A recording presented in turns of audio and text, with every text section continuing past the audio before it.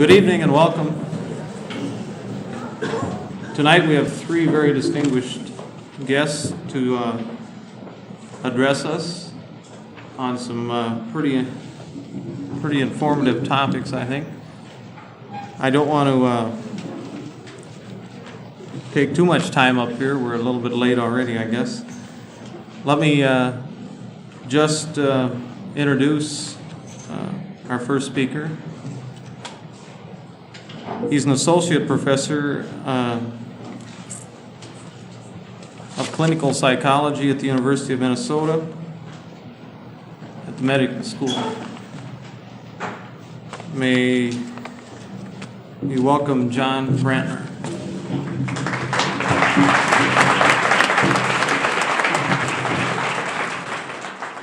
It was just a little over 200 years ago today that John Howard in England started the whole system of prisoners' aid societies, and penal reform over 200 years ago. Tonight I speak to you only in a mood of sorrow and futility, saddened by my topic, penal reform, and its uselessness. So I intend to speak with exaggeration. I intend to speak as a fool. We're doing it all wrong, and we're going to go on doing it all wrong. If the goal of our penal system is for society the reduction of crime, the protection of society, we're doing it all wrong, and the odds are that we're going to go on doing it all wrong. If our goal for the individual is reform, rehabilitation, we're doing it all wrong, and the odds are that we're going to go on doing it all wrong. Even if punishment is our goal, we're doing it all wrong. Punishment is a goal. There are very many good people today who, in discussions of this sort, say yes, but they must be punished. If they're not, they'll know that they can get away with anything. Punishment is a goal, and a very important goal of our penal system. Let's look at some of these goals. We often say that one of our goals in the whole penal system is the reduction of crime. We fail. The crime rate has been rising, as you know, rising and rising steadily. As I said, a little over 200 years ago, we started penal reform. Certainly the crime rates have been rising in the last 200 years. In the long run, this has been no help. In the short run, last 25 years, or with the advent of modern thinking, the last 25 years, we have seen greater use of probation and parole. We have seen the work release program. We have seen the imposition of stronger penalties for some crimes. And all you have to do is look at the uniform crime reports to see the effects on the reduction of crime. In fact, the situation is such now that we brag as municipalities or communities when our crime rises at a slower rate than it rises, for instance, in the suburbs. It's still going up. The rate is still rising, but ours is not rising as fast as other people's. Is our goal the protection of society? How am I protected myself as a social being by a civil rights lawyer at hard labor? From what am I being protected? There are certain people who must be prevented from escaping. We know, of course, as with suicide, that it cannot be prevented if the person is determined to do it, excepting under one circumstance: spending an enormous amount of time and guards round the clock. We'll talk about that in a bit later. And if our goal is punishment, as it indeed is, if we believe in punishment, we're doing an awful job of it at the present time. We have punished better in the past. Other parts of the world are punishing better than we are in this country. In the 16th century, blasphemy, offending the clergy and the bishops by saying bad things about God, was very well punished. The offender had a hole bored through his tongue with a hot iron. A very appropriate punishment. Now we punish saying bad things about the system, about judges, by prison. In 12th century America, in 17th century America, we punished idleness by saying to people, if you wish to sit, you can sit then for several days in the stocks. Now we punish idleness, vagrancy, with jail. Modern Arabia punishes stealing very well. They cut off your hand. Here we punish stealing with prison. Sex crimes, serious. Modern Germany today offers voluntary castration as an alternative to prison. Here we have prison. Here, to punish, now, we have only one thing: deprivation of liberty. Jail if it's a minor offense, prison if it's a major offense, and if, while incarcerated, you misbehave, you are put into a more confining prison within a prison, solitary confinement, and in some jurisdictions in the United States, if you misbehave there, you are put into a small box. If reform of the individual is our goal, we have a sorry record indeed, all over the world. In most of the attempts we make at reforming the individual, we have a welfare system that couldn't be designed better if you were trying to produce generation after generation of dependency. Our churches are finally beginning to realize that they are probably the principal institution for the instruction in atheism. Schools are finally coming to be seen as the places you send children if you want them to learn to be stupid. And our entire penal system, as can be documented over and over, is the principal place to send people to be instructed in crime. But these are negative. These are negative. What can we say positively? It has been noted in recent years that faced with any of the problems that we deal with today, and especially the social problems, the correct solution is likeliest to be found by turning the entire situation upside down, topsy-turvy. Let's see what we might find taking this kind of approach to the penal system. It is, for instance, well known that buildings determine the kinds of behavior that go on in them to a considerable extent. We will have, for instance, in the city of Minneapolis, no effective school reform until we have torn down the old neighborhood schools, or until we learn to teach in other settings than the schools.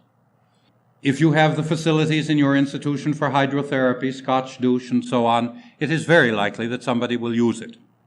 In an easily hosed down college dining room with white tiles all over the place, students will eat like pigs. Penitentiaries determine the practices and programs that go on in them.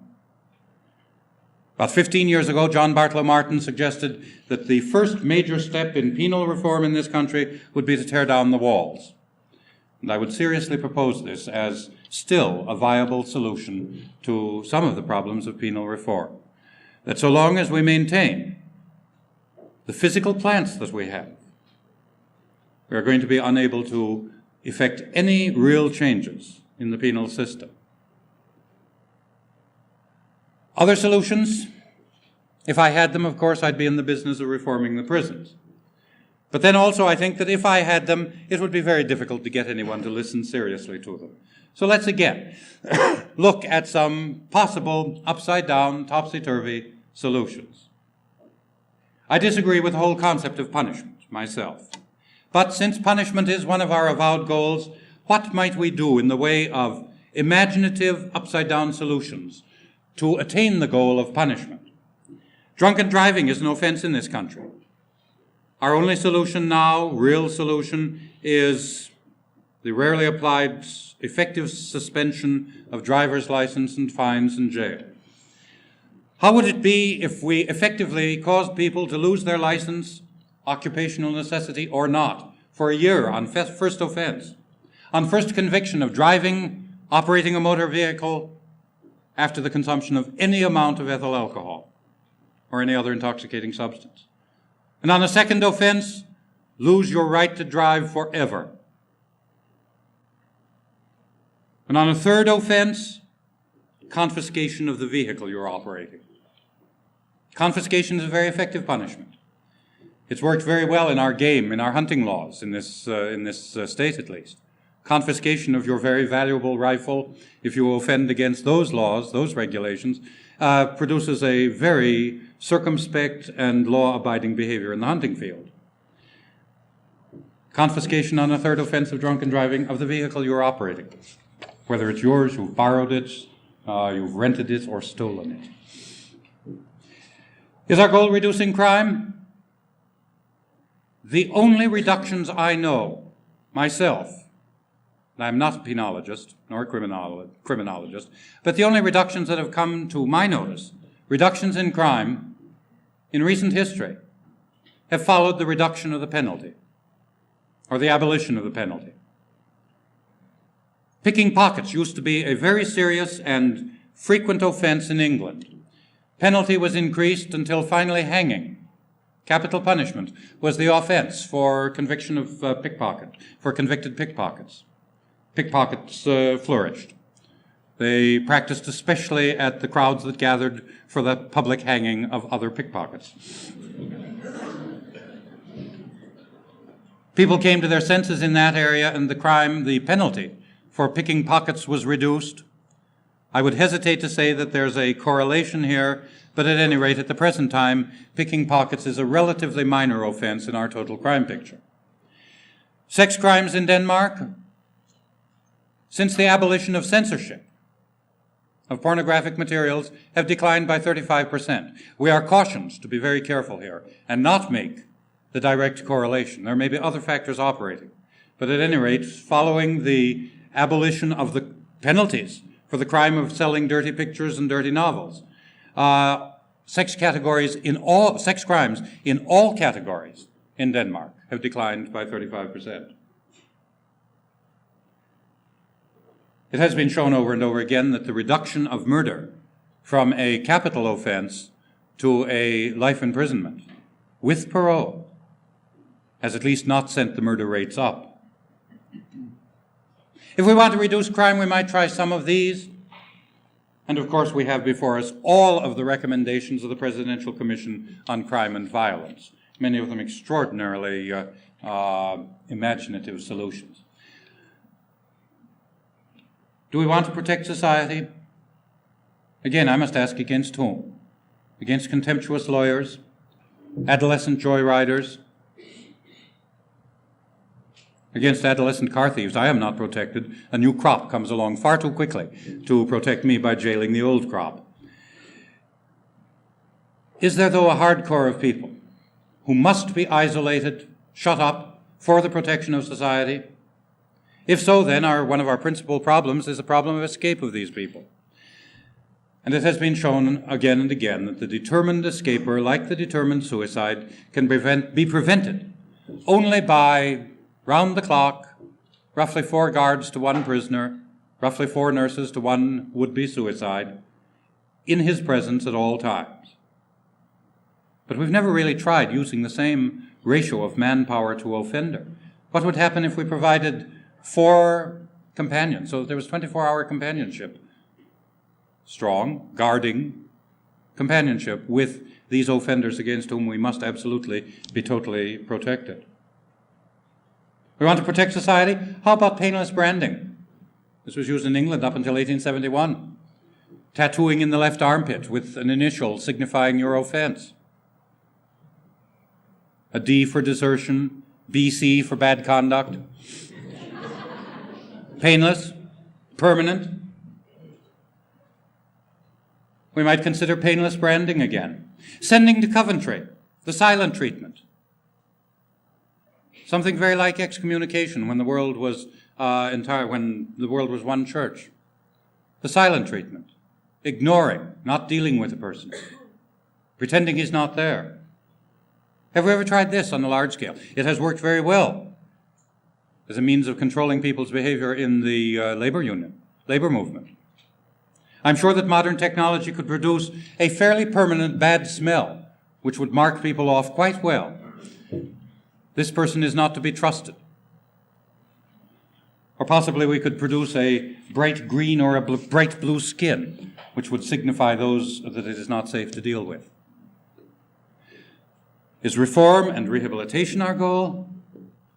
We know, from all that we have learned in the rehabilitation of the physically disabled, we know how to rehabilitate people. We know full well.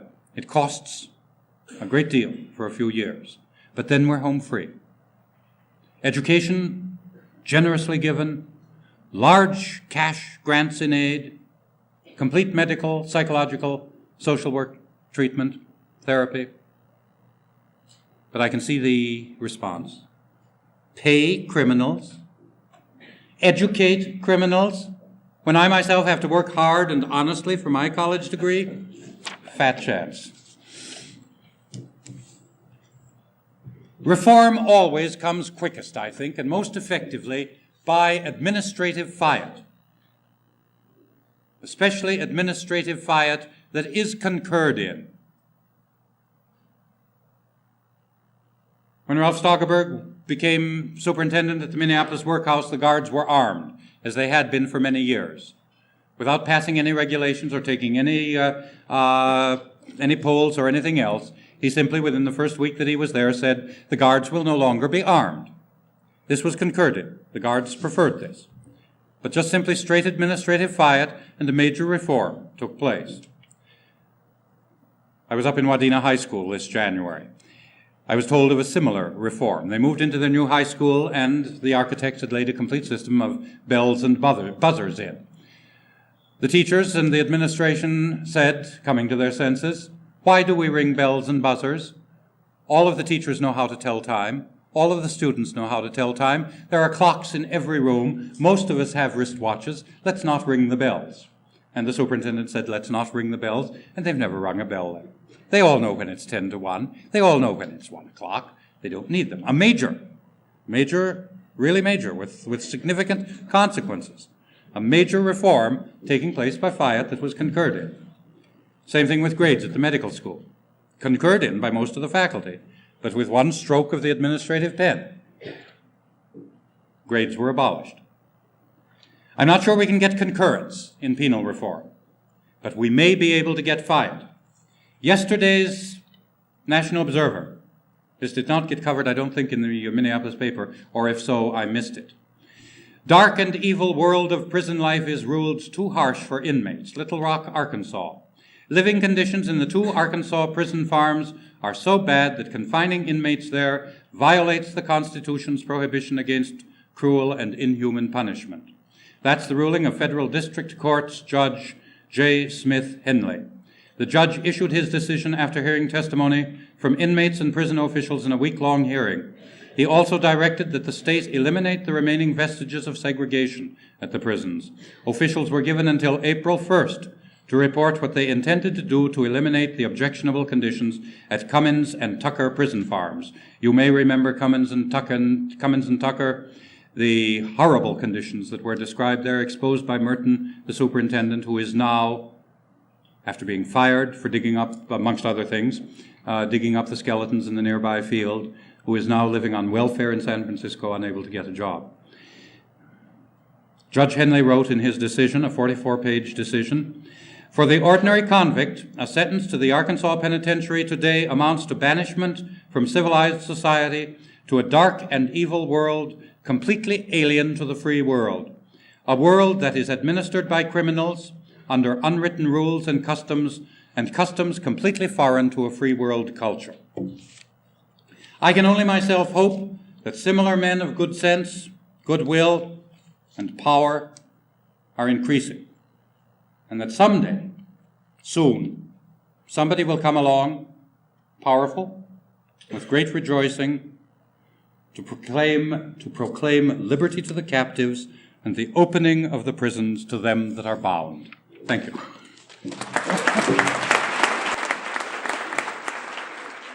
Thank you, John. Our second speaker this evening is the Director of Medical Services Division of the Department of Public Welfare, is going to speak on involuntary commitment. Dr. David Vail. Thank you very much.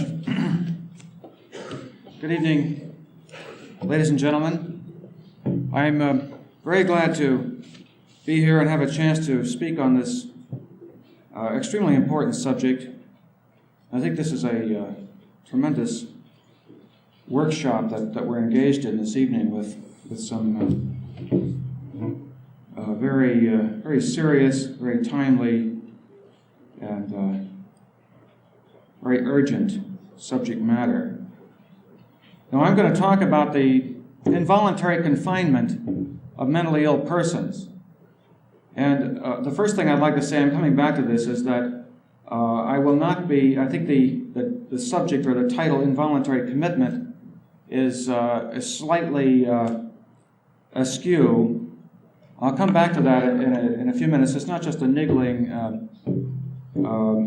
bit of phraseology, but I think there's some important semantics here I'd like to discuss. I'd like to talk about the involuntary confinement of the mentally ill person.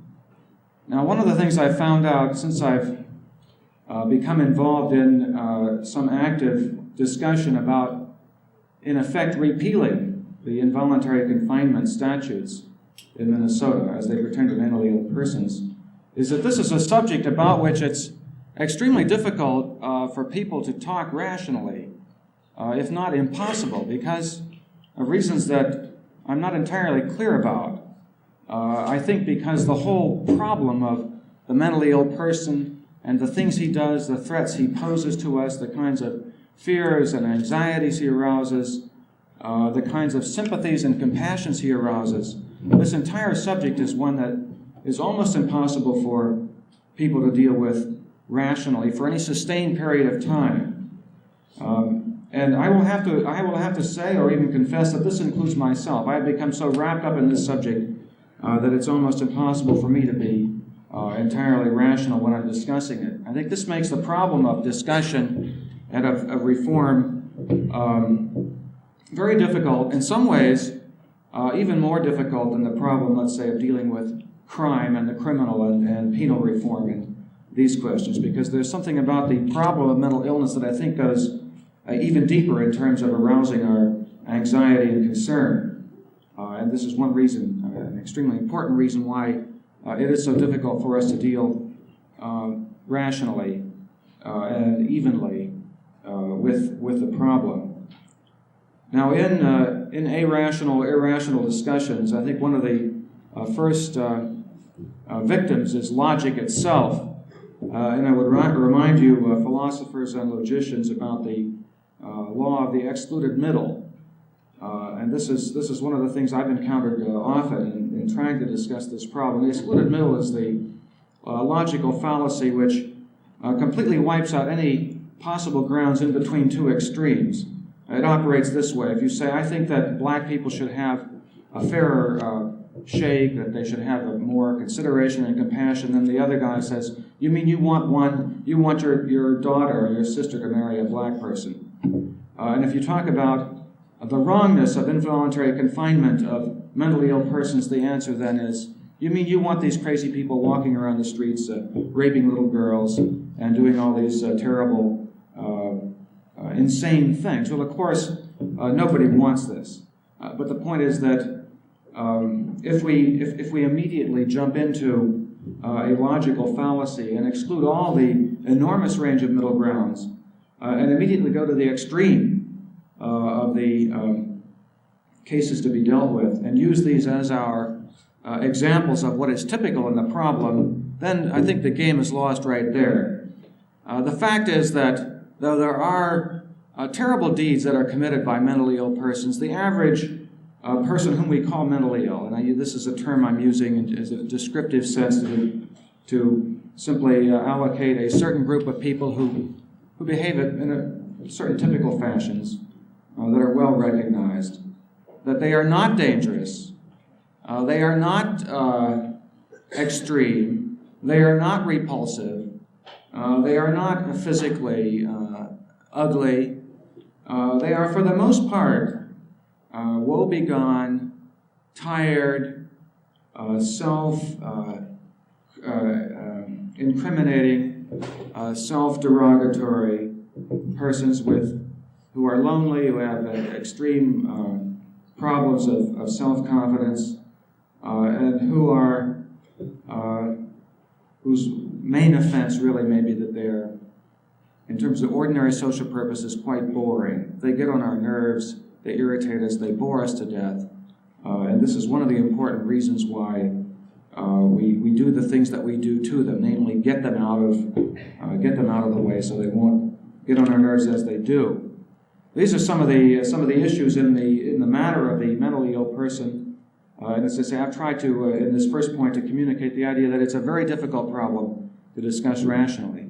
I would have to say that my own problem at this point, after 20 years in the business, is that I've developed a sense of guilt about all the things that I have done, all the participation I have had in administering and structuring the laws and the institutions that we are now stuck with, and I hope that I can undo some of this. I can recall, for example, as a resident in psychiatry, that's 20 years ago, before some of you people were born or maybe even conceived, for all I know. A resident in psychiatry at Johns Hopkins, when one of the functions of the first or second year resident was to prepare certain persons in the outpatient department for commitment to the Maryland State Hospital system. We would do these so-called, quotes, workup and fill out the papers, bring them around to one of the senior people to sign, and the patient on whom the paper would be signed by two physicians, licensed physicians, was then shipped off to one of the state hospitals. And we didn't see anything wrong in this. That's the awful part of it. It seemed to be a perfectly logical thing to do. The hospital outpatient department, interestingly, this was a private institution, a teaching institution, which was supposed to be, and was, and has been, I presume still is, one of the best in the entire nation. This was where a number of young psychiatrists like myself were learning how to practice psychiatry, and at least in this particular regard, what we were doing was involving ourselves in a kind of mill or factory producing involuntary commitment of individuals whose problems we really didn't understand at all. We saw them for brief periods of time. We drew certain conclusions about them. We had the diagnoses already because it's all in the book. And that's what it was. They were mentally ill. They needed to be in hospitals. We filled out the papers. The senior men signed them, and off they went.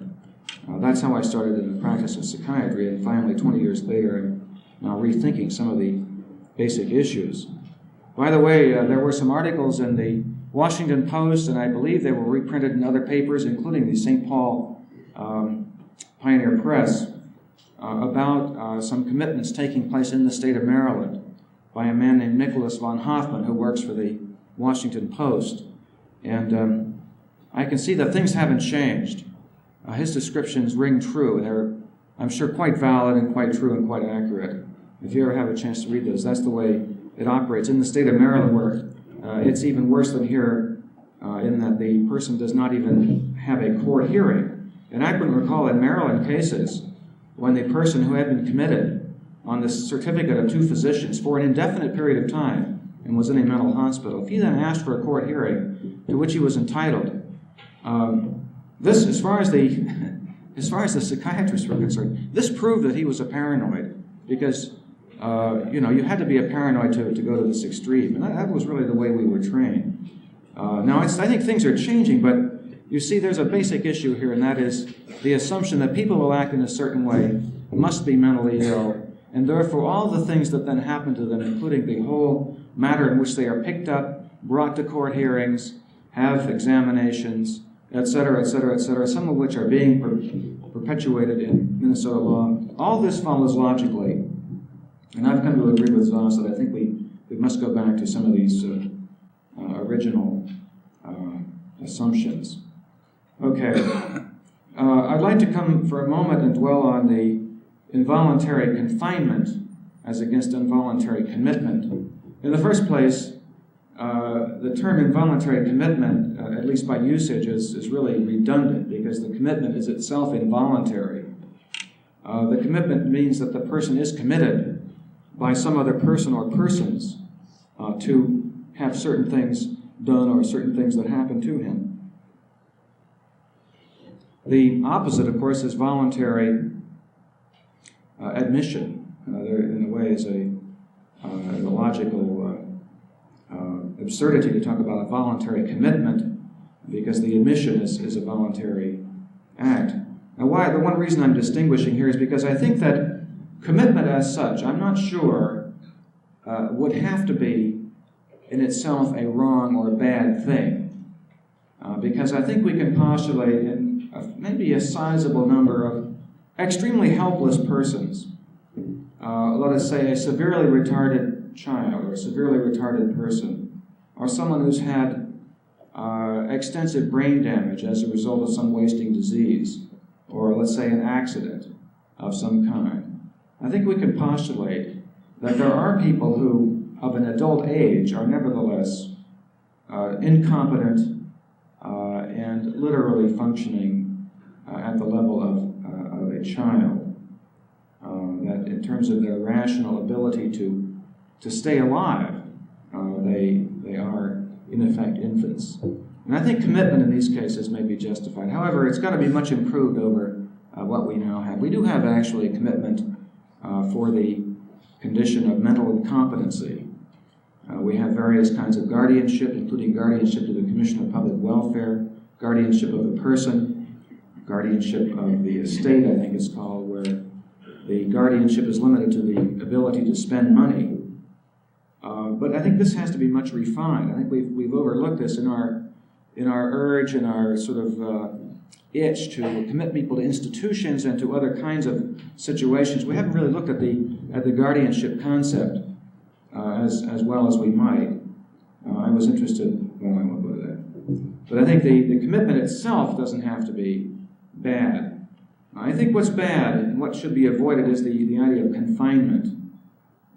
I think we could, for example, conceive of commitment in certain conditions, let's say an incompetent person, where he wouldn't have to be confined, where he could be a relatively free agent, but nevertheless under the kind of guardianship that exists in the case of a parent and child relationship. This would have to be very carefully defined, by the way, not just because he has halitosis or acts funny or something like this, but where it can be shown that he's incapable of functioning at an adult level or at anything beyond a very infantile level.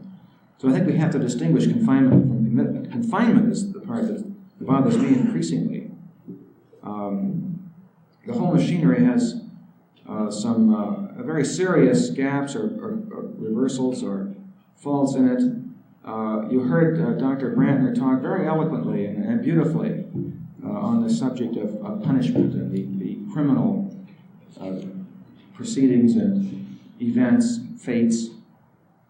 I think one of the logical problems that we in the mental health business are faced with is the idea, well, after all, these are unfortunate people who are not doing what they do for deliberate reasons. They're not doing any great harm. They may be a nuisance. They may be bothering people. Or they may do things because they don't know any better, because they've got some kind of process going on that interferes with their judgment. Would you have them treated like common criminals?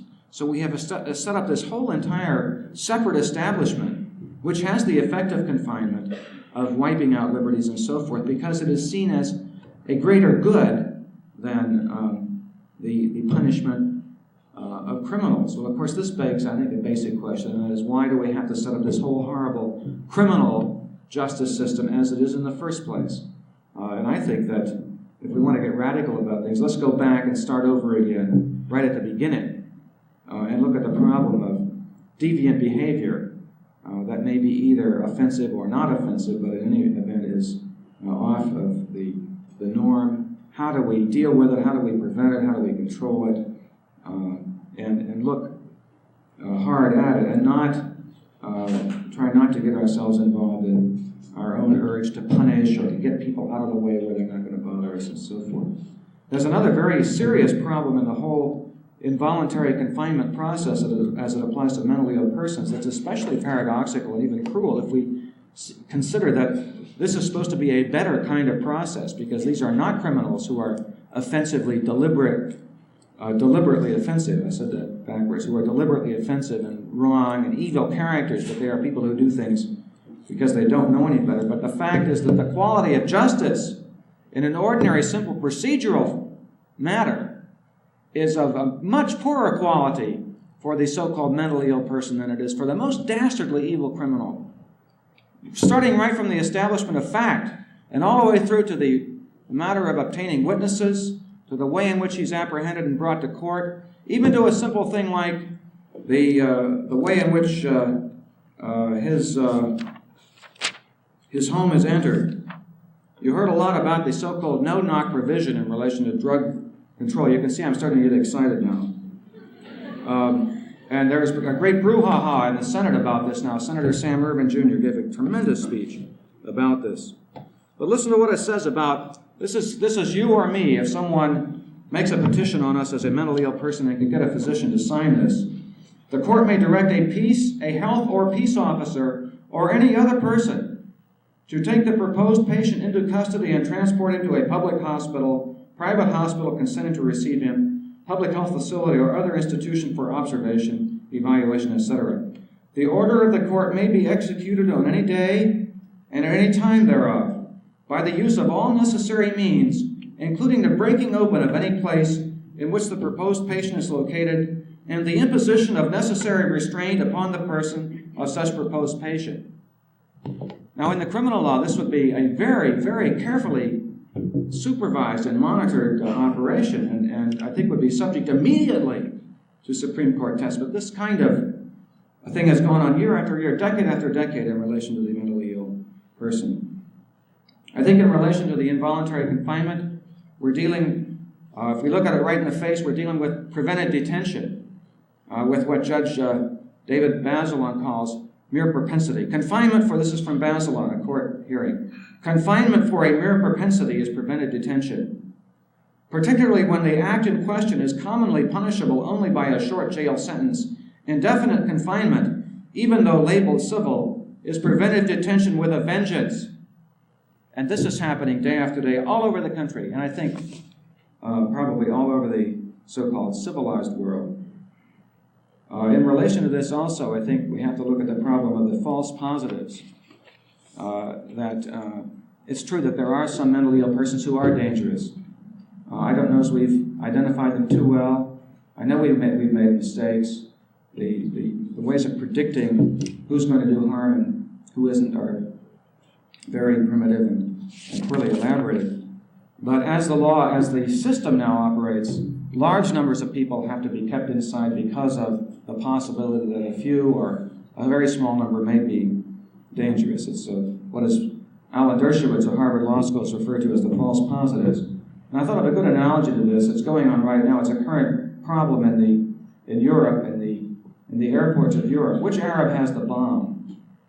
It's almost like that. You know, there may be hundreds or thousands of Arabs wandering around Europe in and out of these airports. Which one is carrying the bomb?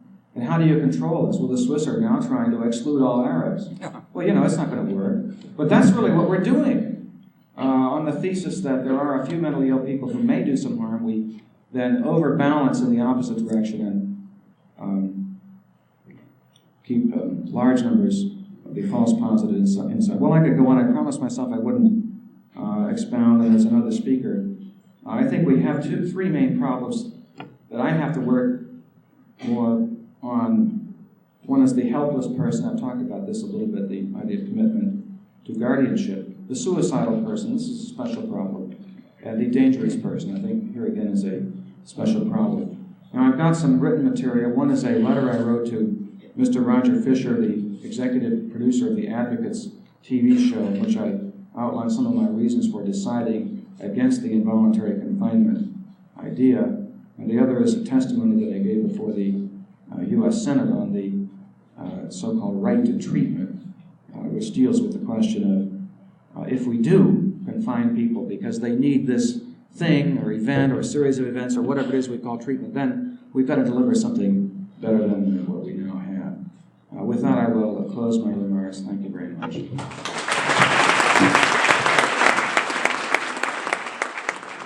Our third speaker this evening comes to us from his position as Director of Court Services for the county, for Hennepin County. In case you're as ignorant as I am and don't know what court services means, something I just learned. What are our court services? There's basically 6 areas.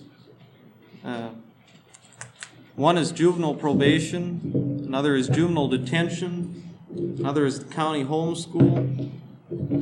4 would be the district court adult probation, domestic relations, and our municipal court probation.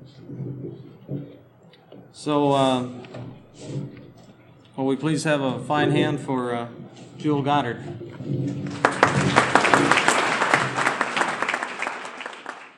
Topic I was given was the obligation to help. And let me say at the beginning that the main thrust of what I want to communicate is that after a whole professional life of working in this field, I keep coming back to the basic proposition that our main problem is our attitude toward offenders. And that might be summed up with this problem: that we feel we have a right to punish those people who have problems rather than a responsibility to help them solve those problems. We feel we have a right to punish them rather than a responsibility to help them solve the problems. With that, let me elaborate on, by way of giving perspective to the problem. To begin with, there's no question in my mind, as was the case with one of the earlier speakers, that we're on a merry-go-round in our existing justice system that is going nowhere in terms of reducing crime. The merry-go-round is because of the emphasis that we give in our attitudes toward offenders. Just the other day, I was in an all-day meeting, a planning meeting for crime control, and the one conclusion I came to at the end of the day was that perhaps once again, the bulk of our resources might go into apprehending offenders rather than giving them any help. The way our system works, we give a great deal of emphasis to apprehending those who offend against us. We spend hours and millions of dollars carefully prosecuting them, taking them through the court system. We spend an instant disposing of the case. We then warehouse people for years on end with very little or no treatment available to, I'd say, the bulk of those who are coming before the courts today.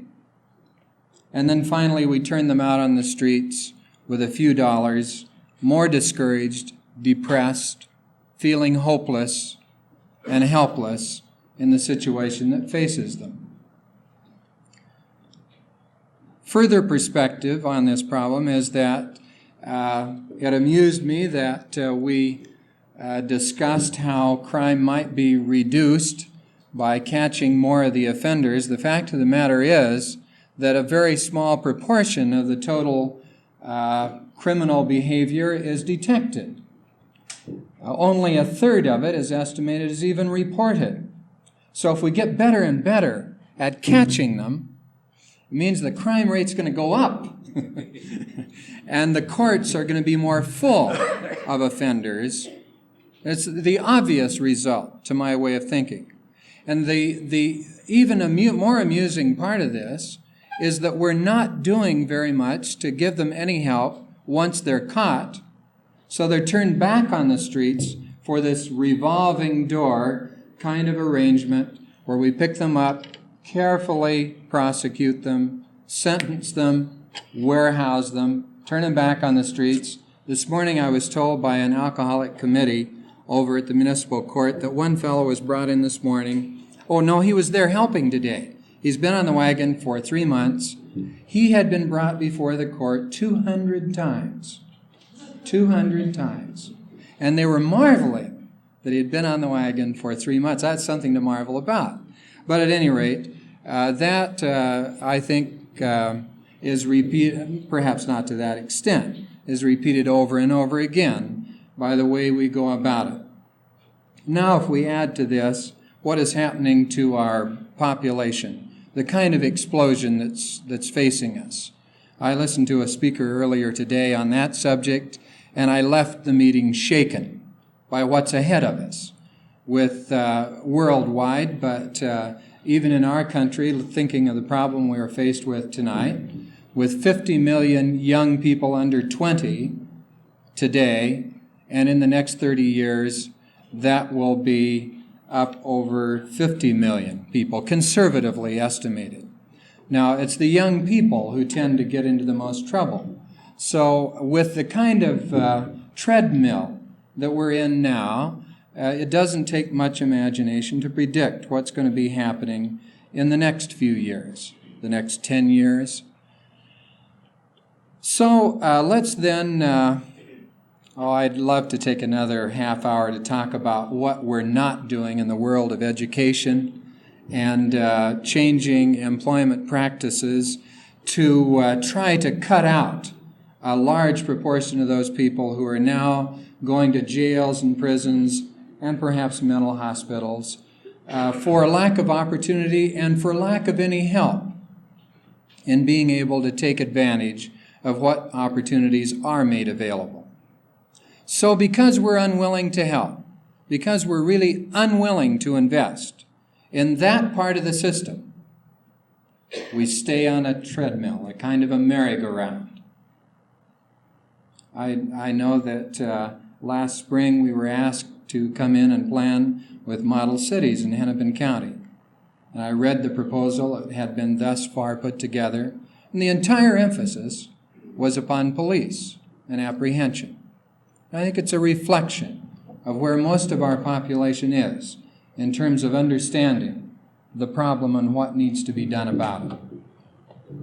Now, I want to say on a positive side that group has gone on since then to look into what might be done to be helpful to people once they are caught. Well, what is it about our value system that tends to militate against a change in attitude? I want to speak very briefly about this. In a limited time, I'm going to run the risk of overgeneralizing, so I hope you'll forgive the extensions, exceptions, omissions in this part. But I want to cite some of the key things that I think are going on that are very troublesome to us.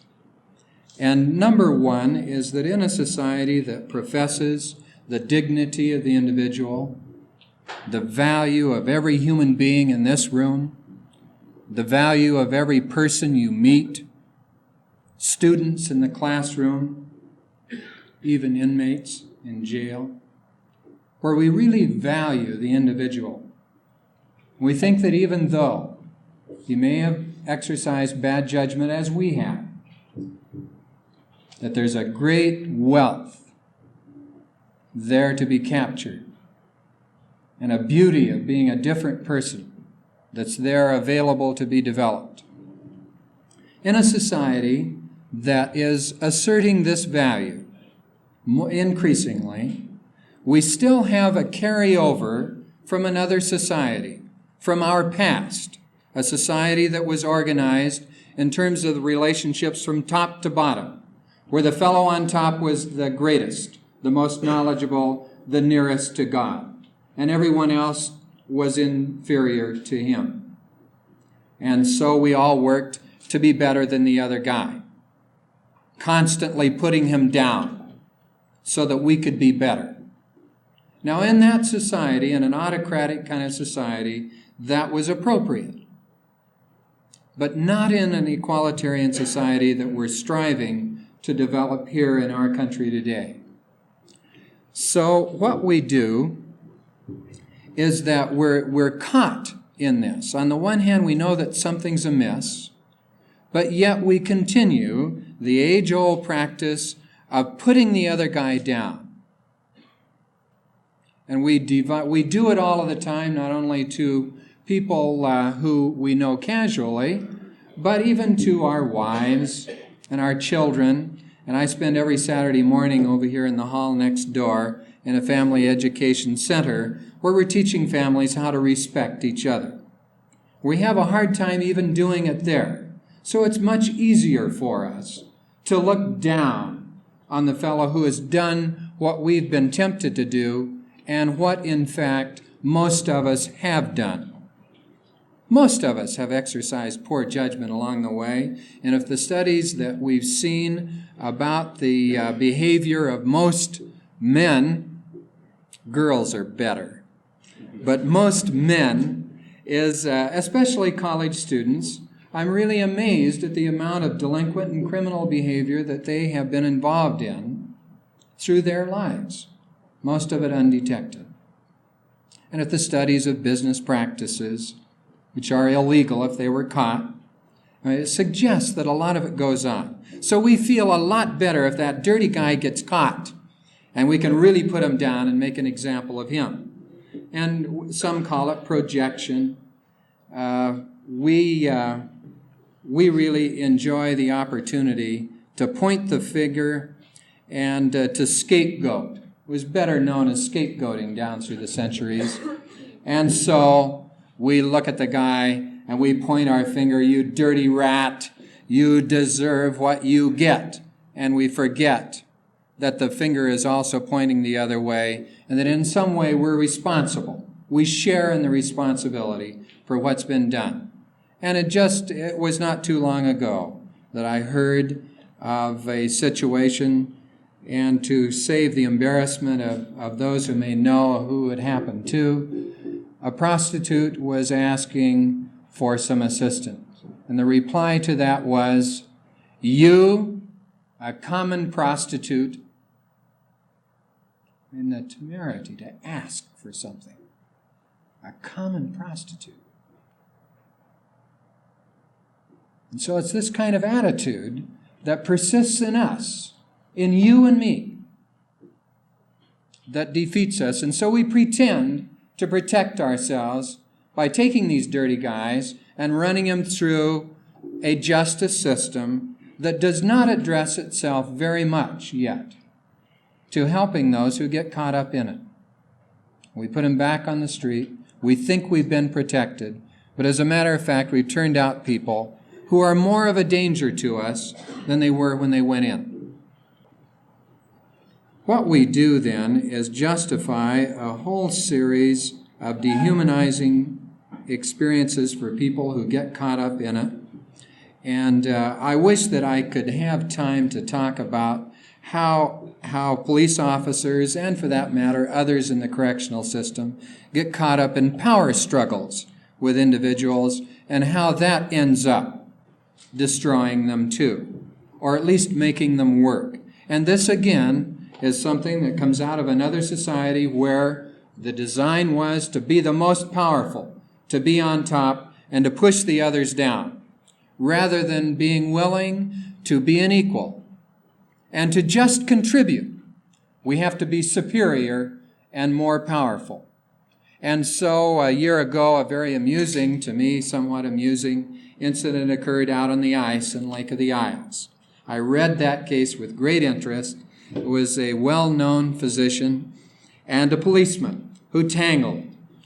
And I read this with interest because here was two great powers locked in a struggle. You shall get off the ice. I won't get off the ice. You shall get off the ice. Well, let me skate down to where my shoes are. You won't skate to where you left your shoes. Get off the ice. Well, it ended up in a struggle, and for the moment, for that round, the physician lost. I think he ended up in handcuffs. I'm not sure of that detail, but he did go down to jail. Now here's a strong man who knows who he is and what he can contribute. What do you suppose happens when a weak, inadequate, helpless feeling youngster who really doesn't know for sure who he is, who has a facade of being tough because he really doesn't feel so tough at all.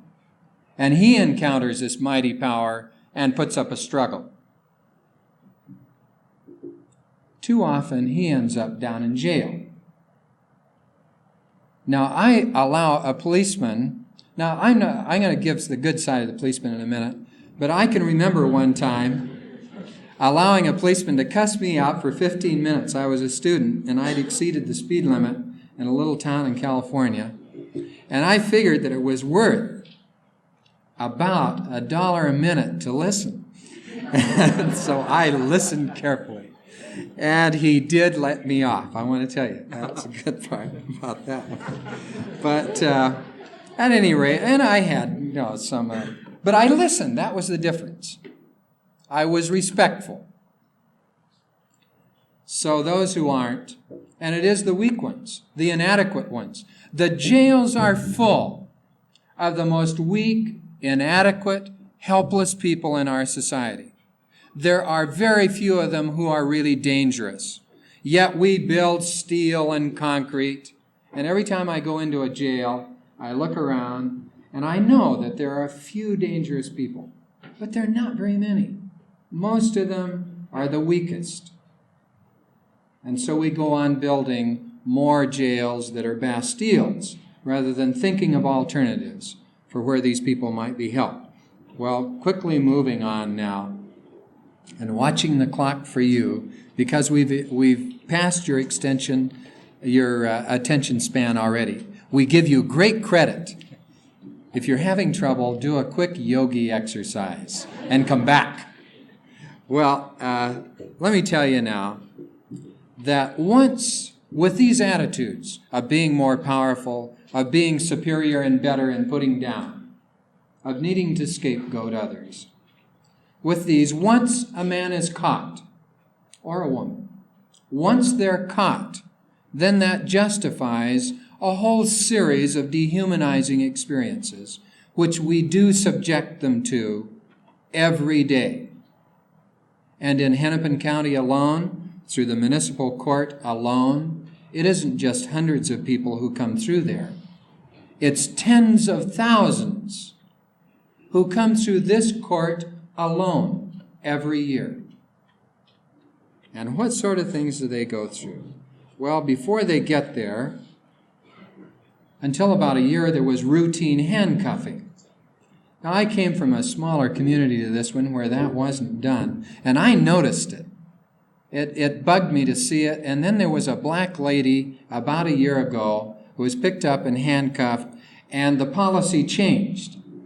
As I recall, there was something wrong with her that I think she'd taken some medicine and was acting strangely and was picked up and handcuffed, and there was an objection registered to that. But there's still, even though the policy may change, I'm sure that on the side of safety, officer, or for whatever reason, maybe some of those I've given, the bulk of people are handcuffed and brought in.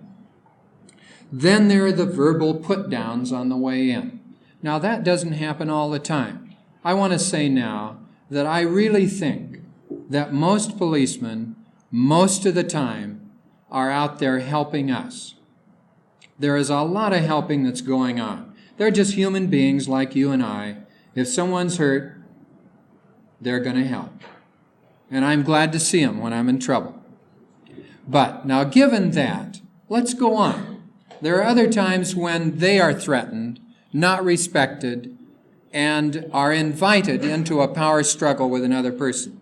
And a boy was brought into detention, a 17-year-old, who'd been in one of those struggles.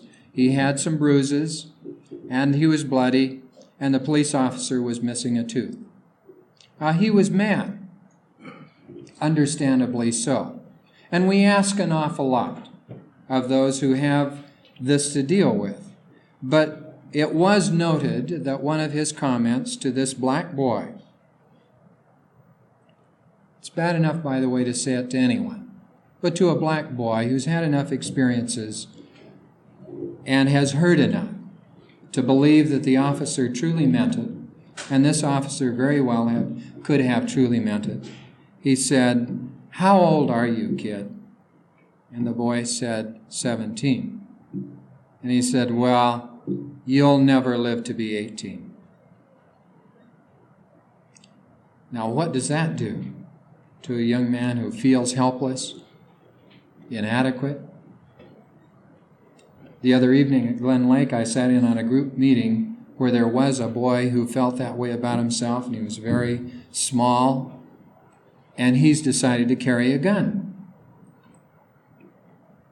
And he very well might become so fearful that he decides to shoot first. So we invite it sometimes by what we do in relationship to those who are in trouble. So I've just gotten by the handcuffing and the put-downs, but then after you get into jail, you're stripped of all your clothing, your sense of identity, a number is put around you, you're photographed, fingerprinted, bathed, and put into a cage. A cage that ordinarily is not accepted for animals, and in which 4 people hanged themselves during the past year with hardly a ripple in this community. With hardly a ripple. I didn't see anyone up in arms about that. There was when an Indian boy hanged himself in another community in another county, concerned about children, but we're not altogether concerned about adults yet. So, what then are we going to do once we get them through all of these procedures? We're going to take them to court. Now, I might say that in some courts in this land, people are held for days and days for investigation on suspicion. Out of touch, wondering what's going to happen, and without even a charge, and it's fairly near to our own home that this has happened. Then we begin the slow, tedious process of taking him through the court hearing.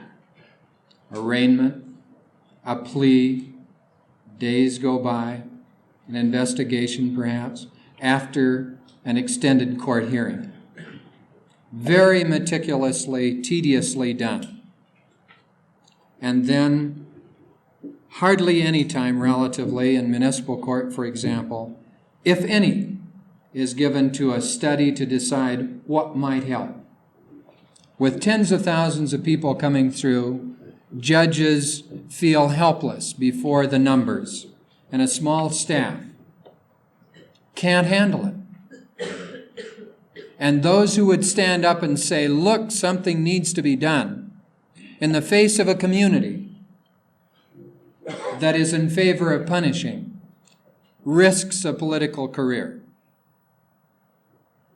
And so the grind goes on, and people are not getting the kind of help that they ought to have for this system to really be workable. We think we're protecting ourselves by running people through this process, but it's not doing what we think it ought to do. Well, then people are committed if some are fortunate to perhaps be released. In municipal court, again, we practically have no probation service. Practically none. Tens of thousands of people coming through, and no probation service, no helping service. That raises a question in our minds about what we're doing. Right here, Hennepin County, one of the most progressive counties in the country. Well, what do you think is going on elsewhere? But let's not look elsewhere. Right here, we're just not doing it. Those then who are committed to the workhouse all over the country, or the county jail, then are warehoused with some work to relieve the boredom. And I visited this one often, and that's all it is to relieve the boredom. There are some constructive things done. But an awful lot of people are wandering around in the corridors inside, doing nothing. And it is only by the strenuous efforts of the man who operates it, the superintendent, that even a pretense, and it isn't pretense, he really wants help for these people, but to even have a few people who can engage in an education program for these prisoners. So they serve their time, a fixed sentence, sometimes changed, but a fixed sentence, and released with a few dollars onto the street, and we've protected ourselves.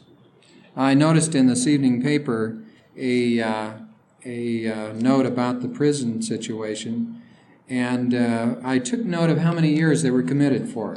One was 25 years, one for 120 years, one for 15, one 27, the other 7. Well, what did they have to lose? So what we think we're doing is just committing them for a fixed sentence, and that'll protect us.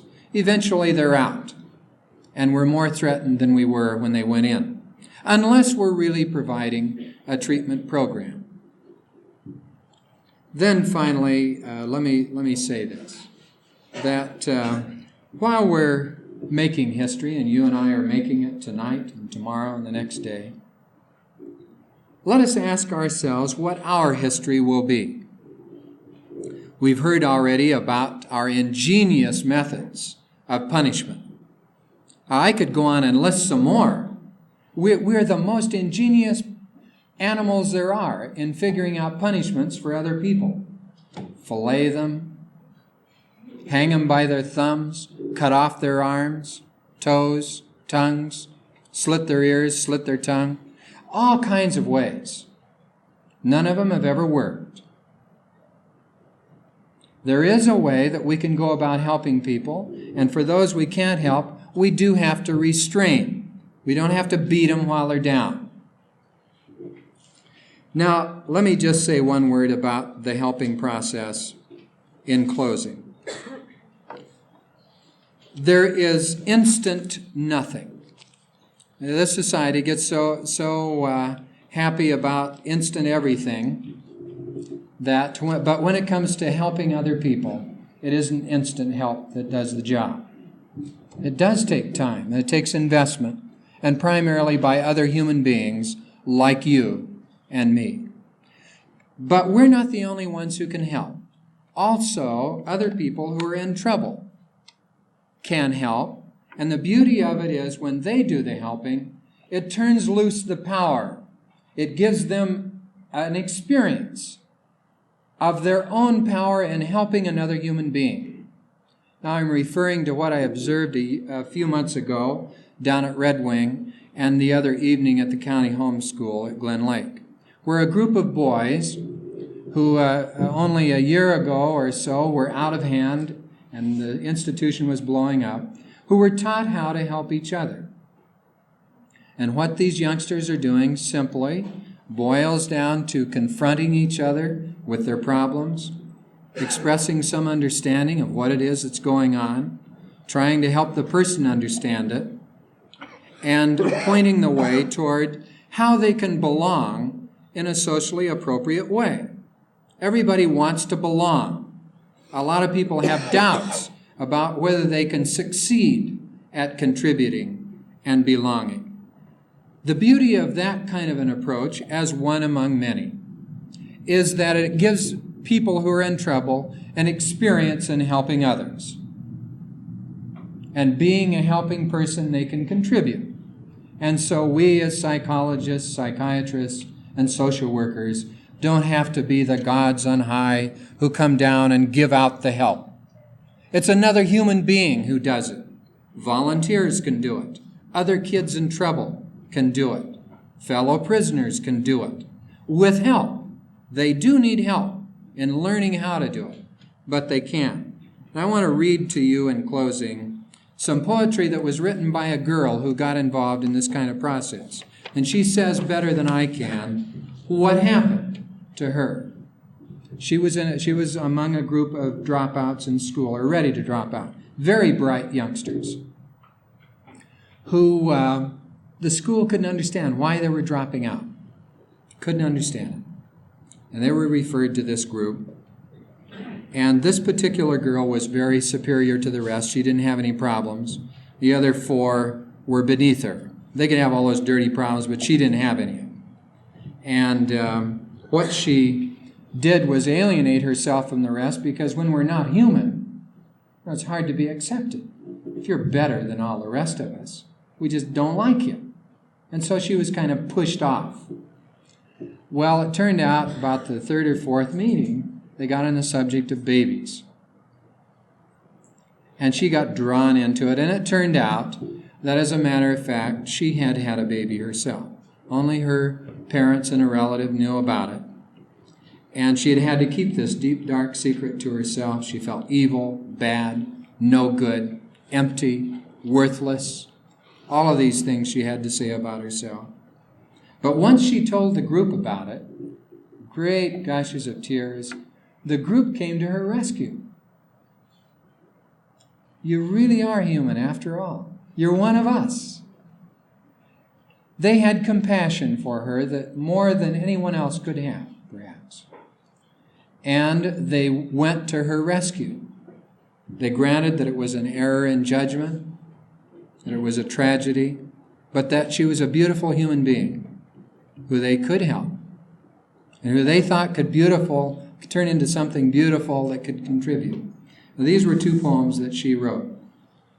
The first one was written before she entered this group.